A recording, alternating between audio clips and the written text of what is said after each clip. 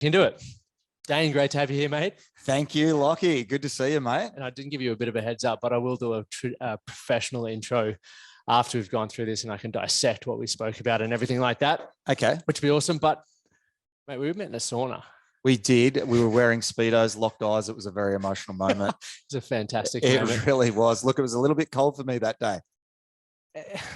In a sauna. Yeah, it was. No, but I got to admit, when we were chatting in the sauna, I was very interested to learn about what you were doing. And I was sitting there in the back of my mind. I was like, I'm going to ask this, not on our first date officially, and I'm not going to ask you straight away to come on the podcast, but I was like, I'm sure that I'm going to see, obviously I'm over at the gym all the time. You're at the gym all the time. We're in the sauna together all the time.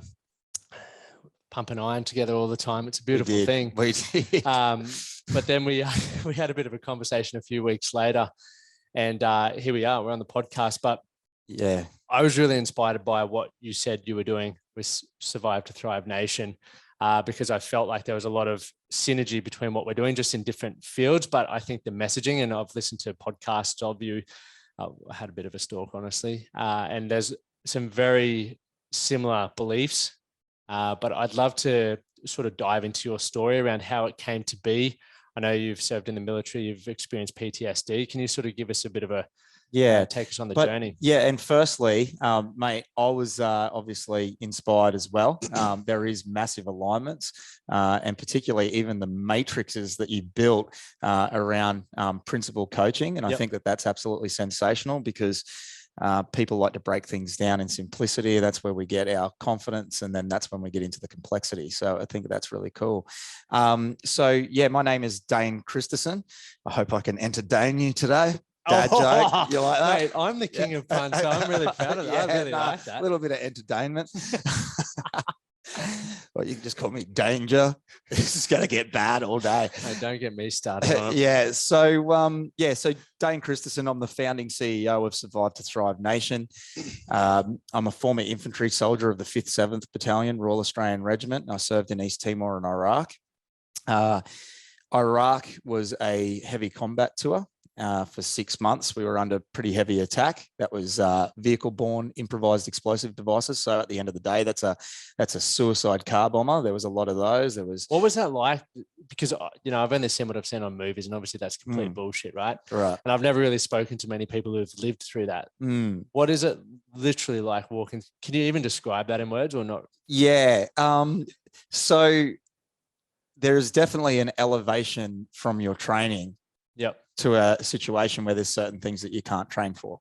And I mean, you can't really shoot a real round at a guy's head during training, So we arrived under fire on September 10th, 2004. And it was, we had the insurgents taunting the Americans about September 11. So they made that a thing. So it was just very heavy combat. And as we flew in, there was an RPG that went over our plane. And then we landed on the road. We got into the ASLAVs.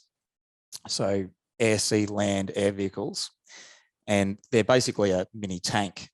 But what we got told was, guys, we're pretty much under attack. There's no time to grab your webbing. We'll get that over to your operation base. To sort of blend in, right? Is that no? Your webbing is where you carry all your rounds and all of that kind of stuff. All we had was a weapon and 30 rounds, and we had to run into the back of this ASLAV to get us to our operational base, which was a tower in the middle of Baghdad.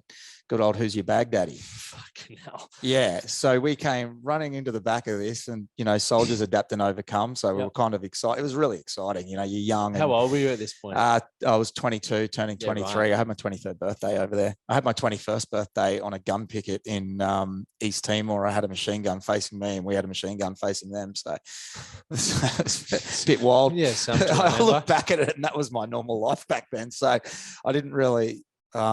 It's kind of bizarre all these years later to look back, because I have a lot of civilian mates now. Yep. And they just don't have that experience. So I suppose it's out of the norm, but for us, that was what we trained for at a young age. Yep. And then we were indoctrinated for it. Did you find, like, through that training period, did you go in with the mindset that, like, I'm prepared to go for war and I'm ready for that? Or was there, like, I guess some when you're in a certain environment, does that condition you to think, act, and behave a certain way? Did you find that it sort of changed who you were when you went in? Of course, there's a transitional period between becoming, going from being a civilian to a soldier. Yep. And that transitional stage, you go through an indoctrination period. So you're taken away from friends and family. The first thing that you're introduced to is aggression, because aggression gets you the best results. They take away your civilian clothes. You now go into a state of uniformity. Yep. You get told that, you basically civvies are scum, and what they're doing is conditioning you that you are above that now. Yep. And you want to strive to be the best within within the military, and you take it very seriously, and the traditions very seriously. And then you go through a huge indoctrination process, and at the end you learn contact drills. So they teach you never to question an order, because imagine if a round came down range in combat and you said, "Hey, is that Mr. Enemy over there? What do you want me to do?" It's like, no, you've got to work automatically, instinctively, and without thought. So you just got to go run, down, crawl, observe, aim, fire. Weapon fires, weapon stops. Lower down, cock, lock, look. Everything has to be very quick. And you're in a war zone. So you're trained to go into a war zone. It's funny that I say you're in a war zone, because psychologically I always visualize that I was there during training, right? Because I wanted to be conditioned for the real thing. Definitely. Did you feel like is knowing what you know now, do you feel that's healthy? Like, obviously getting you prepared for battle, but like, did you feel, obviously, and I'm sure we're going to talk about it, transitioning out, which is what you're all about. Like, was it hard to? Yeah. So the transitional stage, unfortunately, they train them to go to, I was about to use our slogan then, but our slogan is, they train them to go to war. We train them to come home. We are the first organization to truly do that and master it. We've gone through years of rigorous testing to get there. And we work in 3 areas: early intervention, that's to prevent post-traumatic stress, anxiety, anger management before it needs a cure. So we get them in the early transitional stage before they come out of high stimulant environment back into the civilian world. And then we look at things such as intervention. So that's if you have post-traumatic stress, anxiety. So then we give you the skills to become an independent operator with your mental health in that area. And then there's transitioning out. And so, yes, I did very much have a horrible transitional experience. I had a purpose that was above and beyond myself that was taken away. A great deal of value came out of me. So what goes with value? Confidence. I lost my camaraderie with people that understood me. Even I sit here and tell you about these stories. When you sit there with a mate that just understands it, you're laughing over how crazy life is and whatnot. But you're in a place of comfort. There's people that you talk to that they'd freak out if they heard all the stories. So you learn not to talk to civilians about most of your experiences, and that's why the older generation never spoke about their problems. And do you feel it's obviously, do you encourage, even for yourself or other people, do you encourage them to start talking about their experiences? Or I encourage them to speak to the right people. Because it can have an adverse effect. When you being in a place of vulnerability has to be the right time, right place, right people. You give vulnerability to the wrong person, a narcissist will hold that against you the first chance they get. Definitely. So you want to be right place, right time, right people. And you want to be able to have what in the Army, we call it an immediate action, that if you are going through a crisis, you know who to reach out to immediately to be able to get that assistance. So you spoke about before, like for when you were in the Army, you had a purpose bigger than yourself. How important is that within that transitional period? So when you go through the transitional stage to become a soldier, you don't just get that purpose immediately. First, they got to break you down before they build you up. Right. And then each unit that you go to, you'll have your own purpose. So the role of the infantry is to seek out and close with the enemy, to kill or capture him, to seize and hold ground, to repel attack by day or night, regardless of season, weather, or terrain. So that was my purpose in my life. Now my purpose is to build the largest mental health and transitional program in the world for current and former service personnel. My mission is they train them to go to war, we train them to come home. This will be a compulsory program before leaving defense. So I have a purpose in my life. I wake up and that is my vision. It's very clear in my mind. So I coach people into having that purpose again for what they want to achieve outside.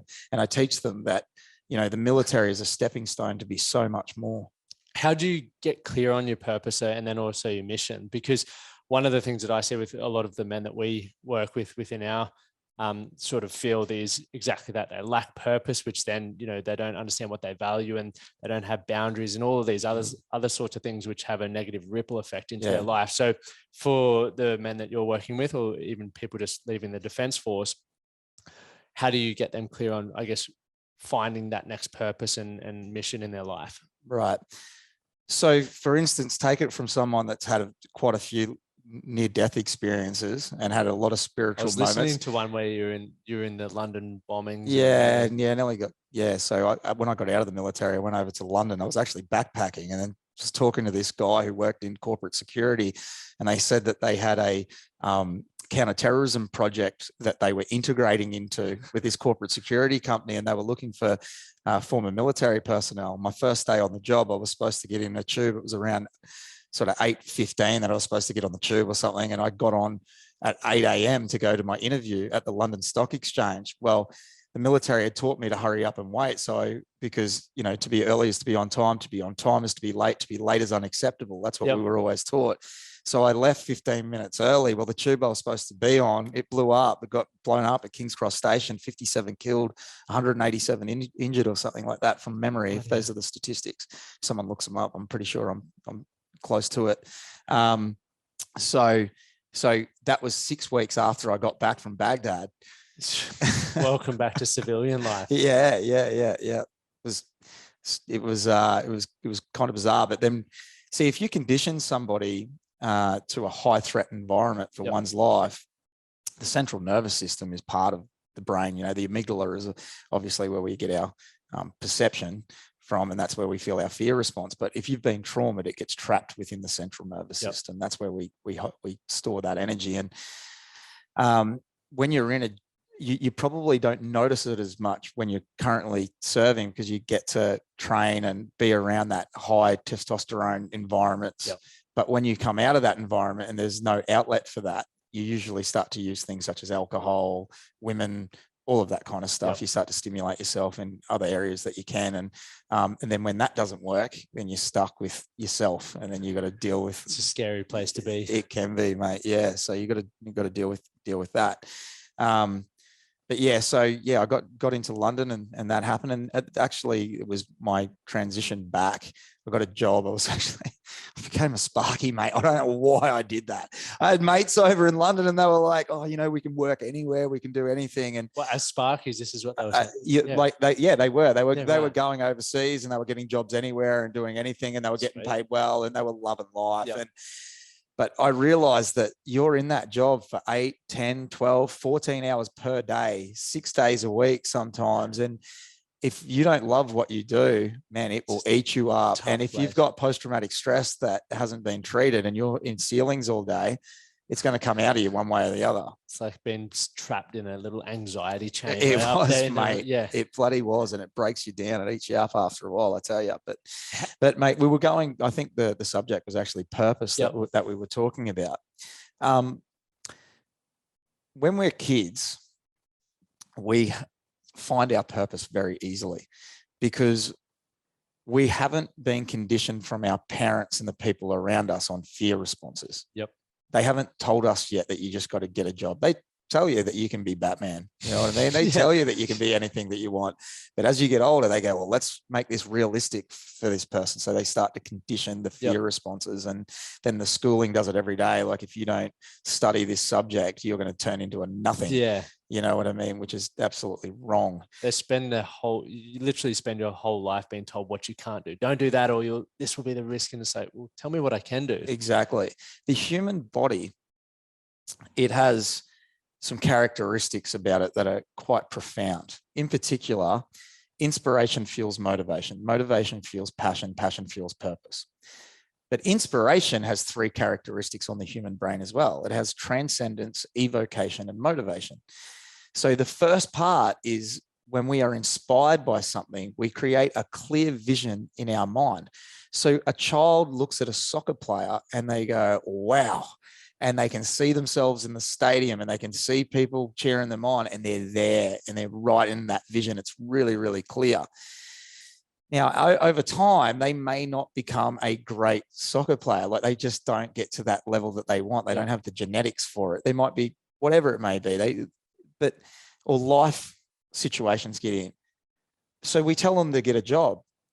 Why aren't we telling them that they could be the CEO of a soccer organization or a clothing brand or something that their purpose was meant to be around that area? We don't. We condition ourselves away from it. When we talk to soldiers, we say, hey, if anyone should be living their purpose, it should be you. If anyone has defended their country, it should, you should be living your purpose more than anyone. So you've got to get inspired. And the mind screams, but the soul whispers. The mind is always telling you what you can't do, you shouldn't do, why you shouldn't do it. You need money, you need all of this, but the soul knows what it wants. Yeah. It always knows what it wants. It always knows it can be bigger and better. It's there. The mind is just a fear factor. And that's why meditation is so important, to become a witness of your thoughts, not the participant. So what I'm saying is that when you are inspired by something, you have to grasp onto that. This life, what I know about near-death experiences is the meaning to life. Everyone has wrote books on it, and they're this big, but it's really easy. It's finding a purpose. It's having a purpose in life. Love and family, that's all a byproduct of it. You want a healthy family, then be living your purpose, right? And all of those things will be a byproduct. But having a purpose in life, why are we here? Well, you find it every day. It's actually really quite easy. You can get inspired very easily. Well, that's what I feel the same thing is, like, we can create it. Like, for some people, and depending on, I've gone through depression and things like that. And when I became aware that I could create purpose, some days it's like, literally, that's the one thing I want to get done today is get outside and just go for a walk. And if I get that done, I can go home and go, fucking the reward. King. Yeah. Reward. And isn't it amazing? Because then all you got to do is you got to reference the time when you didn't get out of bed, or reference the time when you did drink heavy, or reference the time that you didn't go and see your mate. And then you go, you know what, back then that's what I did, but now I went for a walk. Exactly. I've done. That's one building block above where I was. So you're continuously growing, and you don't have to put yourself up against anyone else, because you've got your own battle to, exactly. They're not going through the same battle as you. So it doesn't matter. That sort of brings on that next challenge for people, is we are living in a state of comparison, especially with social media. And, we did an exercise, and I always do the exercises with the men in our academy as well, which was what has to happen in order for us to feel worthy. And I went through, I took maybe 45 minutes to go through and do this. And all 3, told the lads 3 things to do. So all 3 of mine were based around business and money. And, like, obviously hit my podcast downloads, social media engagement, how the business is doing, and finances.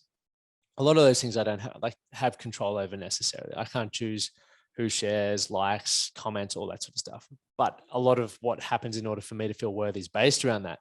And I focus on this day in, day out. And I was like, I thought I was above that. But then when I actually took some time to slow down again, I'm like, fuck, and who am I comparing that against? Am I comparing it against this podcaster or this business coach, or, all of these things that, once again, are out of my control, rather than looking at where I was or what actions I'm doing, or am I, I guess, a sprint block in my business, whereas, last year I wasn't, because I was focused on other things. And I think that's why it's important. And you mentioned meditation before. It's like we need to observe our thoughts and really start to understand them, because a lot of the time, it feels like a blender. I always go back to the analogy of, like, if you can throw fruit, fucking wheat bix, milk, all this stuff in the blender and just turn it on, and then try and pull them out individually, it's not going to happen. No. But if you can start writing things down, you can then make sense of it. And a lot of the thoughts that we're having, it's irrelevant. We shouldn't be thinking about it. Yeah. It's amazing that you just brought that up, because in the military, we, like I was talking about before, we have this thing called an IA, right? An immediate action. Yep. When there's a problem, you have an immediate action to know how to deal with it, overcome the threat, and move forward. Yep. And obviously meditation is an immediate action for us. but journaling as well is a huge one. Yep. And it's amazing. You know, you've got these guys that former snipers and whatnot, and here they are tapping away, you know, journaling their emotions and their thoughts. And you know, the worst place to think is inside your head. Oh yeah, yeah, definitely. Yeah. So get your journal going, let those fingers start typing, and you'll be amazed at how you start to articulate what is in that blender. Yeah, it's literally the most incredible. I was listening to Jim Rohn. I don't know if you listen to much Jim Rohn. Yeah, Jim Rohn is the first personal development coach I ever listened to. Yeah, he's phenomenal. But he talks Yes. about the 3 treasures, which is you obviously your bookcase, your photos, and obviously now videos, and then also your journals, where it's like your thoughts. And I'd thrown some out. Managed to find 6. I'm like, I'm going to keep those and keep reading through them. And I know for myself, a lot of people say, well, how do you journal? Because for me, even the stigma around it was, I thought my sister had a journal when I was going, I'm not writing in a fucking journal. That's for girls. Like, that's what they do. But then if you understand what's the intention behind it, for me, I see a lot of blokes, and for myself personally, I really struggled to articulate what I was feeling. And even what I was learning, I consume a lot of stuff, as we all do, but I never got to really form my own beliefs around it, or what does that mean to me? So now it's like, I start every morning. It's, you know, generally 10 past 4, or literally that's how I start my journal. It's 10 past 4, and then then just whatever happens after that. Sometimes I feel wise and introspective. Other times it's nothing. It's a mess, but it's spaghetti. It's just, but the point is like just keeping that habit there, because on days when I do need it, it's there. Yeah, it's such an important tool. And if people want to see studies on it, look up Dr. Joshua Brown from Indiana University. He's a professor over there. The reason why I sound really smart from bringing up his name, I'm terrible at names. I was literally just editing a video where I bring his name up on our coaching course. Right. So yeah, I love it. Sounded really smart. Love it when that happens. You've just been doing, you know, this just comes in. So yeah, but that has been an incredible tool for me. But if you're struggling with meditation and you're struggling to become a witness of your thought instead of the participant, that you automatically do that when you journal, because they're all coming out. All you got to do is just journal what is in your mind. When you start, the reason why people say, I can't think, the truth is that their mind is working that quick. They just haven't articulated and slowed the thoughts down. So all you need to write is that exact words. I can't think. Why can't? And then it'll just start to move from there. Yeah. It's starting to move through it. It feels so simple, but there's obviously people go, I can't be alone in my own head, or I can't slow my thoughts, or whatever you mentioned a few there. But even I ran a workshop a few years ago, and this big tough guy who works in the mines, I was like, right, boys, we're all doing a Facebook Live, and we're going to talk about one thing that you've experienced today. And this dude storms back in the room after he's fucking embarrassed me in front of all my friends on Facebook and everything. I was like, whoa, what's going on? He's like, watch this. And I stuffed up. I didn't know what I was going to say. I was like, mate, that's exactly why we did this. Because a lot of us don't say what we want to say, or don't even know how to say what we want to say, because we keep it in here. Now what you've got, and yes, it would have been easier on a journal because you could have kept it for yourself, but fuck it. We've just allowed you to be seen. Yes. You can now watch that video back and go, next time I talk about this is how I would say it. Or maybe I would pause more here. I'd look at the camera, or whatever the feedback you feel you need from that experience. People don't want to see clean anyways, man. They want to see, people are inspired by the person that stumbled and fell, and then, and they relate to you. Like, not everyone is going to be a clean, articulate thinker and talker. Most people aren't. So I always, see someone who's raw and real like that, and I'm like, damn, I can listen to this all day. This is cool, 100%. So, but yeah, look, going back to the old journey and the purpose side of things. No, coming out, the biggest thing people lose in transitioning from an institution, whether that's military, whether that's sporting institutions, you even say like university to a degree, even the arts. Like even the arts, if you're a famous actor and you lose your purpose, you lose your camaraderie or the people, your tribe or your community. The biggest thing is identity. Identity is an injury. I take that as a mental health injury. when you lose your identity. You don't know who you are. You're questioning it. You're doubting yourself. You do all of that. And it's really hard because, you know, people with OCD, called the doubting disease, that is a byproduct of post-traumatic stress. And I went through a lot of that, going, I don't know who I am, what I'm supposed to do. And, you know, everything that you do, you're questioning yourself, and it's horrible because it haunts you.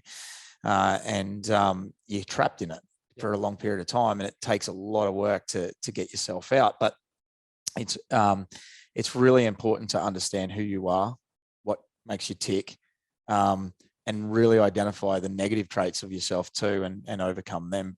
Because, mate, your identity is who you show up to be every day of the week. Yeah. Was that hard for you to identify those negative things about yourself? Or were you at a point where you were ready for it? I'm pretty courageous with that shit. Yeah. Yeah. Look, to be honest with you, when I'm around my group of mates, they keep their cards close to their chest. Yep. I'm the first to laugh at myself, and, you know, I've had to. Sometimes, you know, it depends on like if I'm, when I've had bad mental health, and I no longer want to be the butt of the jokes, you know, and I don't have that in me to be there, that's pretty hard because you're in a place of insecurity. But, you know, when you get yourself back, like, that's just normally me, man. I wear my heart on my sleeve, and mental health to me, like, I'm pretty liberated by it all. To me, it's physical health. It's just like anything else to me, mate. I just don't think about it any other way. Is what it is. So you mentioned, obviously, like, you experienced PTSD and, you know, being the butt of the jokes, and all of these sort of, some significant, some maybe subtleties that we experience in life. And I'm sure there's a lot of people that can relate to it. How did you become aware that it was a thing? Like, did you just, I didn't. Yeah, I didn't know what post-traumatic stress was. It wasn't talked about within the Defence Force when I was in. Remember, I got out in 2005. I went to counter-terrorism until 2006. 2005, there was no Facebook. There was no awareness. There was no social media. Yeah. What a time to be alive. Stigmatization was massive. Yeah. You did not come out into the military and say that you were having anxiety attacks. You didn't even know what anxiety was. And feeling anxious, like, people would say, harden up. That was how it was back then. Like, people had no idea about mental health. And, you know, they basically said to you, go see the Padre. Now, Padres are awesome now. They're very well coached in mental health. They're amazing. I love our Padre. And I love the Padres back then. Don't get me wrong. But my Padre was like up at the pub. And it was like, go see the Padre. He was up there, you know, smashing beers, having a scooey. And you go to talk to him about it and that. And you were shouting him beers. It was almost, that's how you paid for your counselling session. That's perfect. It was epic. But not so epic when you had to, you know, you were trying to navigate your way through this shit. And then I went to see counsellors, and the issue with counselling is they're assisting you on the conscious level. Post-traumatic stress is at the subconscious, and it's at the biological level, deep molecular level. And is that because your body holds a physiological response to how you're feeling, or the trauma, or the experience? Yeah. It's storing energy in there so that you can, your fight or flight response is quicker, because that's fucking fascinating. Yeah, of course. It stores energy in there. So, like, you can move quick. You're always ready for that threat. You know, do you want me to give you an analogy? Yeah. This is my own analogy of post-traumatic stress. Right? This is my own analogy of post-traumatic stress. We're sitting in a movie theater. It's a horror film. And there's a perpetrator, and then there's the prey. So you got the killer, and then you've got the victim. Now, we're empathists. We put ourselves in the shoes of the victim in a horror film. If you didn't, you probably want to have a look at the old sociopath side of yourself. When you're in that theater, cognitively, you know you're in a safe environment, do you not? There's aircon, you've got popcorn, you've got your girl next to you, there's an exit out there, all of that. But inside, you are screaming, kill this guy, or run. Why are you picking up your keys and hanging around? And you're screaming, and it's frustrating, and it's wearing you down, and you're thinking, I just want to walk outside and take a breath. But post-traumatic stress, cognitively, you know you're in a safe environment, but your body does not. And it doesn't last an hour. It doesn't last 2 hours. It goes on for a week. It can go on for months. You are in a high state of trauma. And the way that it works is that The cup is full, and then it'll empty just enough to survive. The cup is full, it's just enough for survival, but you are always on standby. And the way that you have to release that, it takes work. Yeah. It takes work to be able to do that. And it's a holistic approach to how you do that. And I'll tell you about the platforms of what we do with Survive to Thrive in a minute. But I lived like that for years.